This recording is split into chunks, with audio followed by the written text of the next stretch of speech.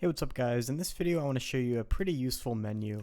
So one thing I do so much is I add in a cylinder or at least an object where you have this menu down here and you can manipulate, the vertex count and things like that.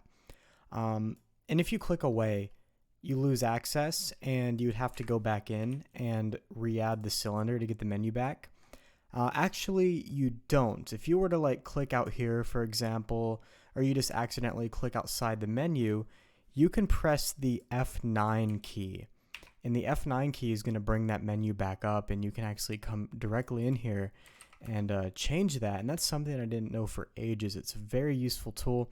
Now, keep in mind, if you were to, for example, add it and then go into edit mode, you won't be able to get that menu back at that point because you've went into a destructive area of your mesh, so you won't be able to get it back in that case. But if you simply click out and you're unable to access that menu, just hit the F9 key and you'll have it back. So quick little video, I didn't have one planned for today, but this menu is super useful. Hopefully you don't forget about it.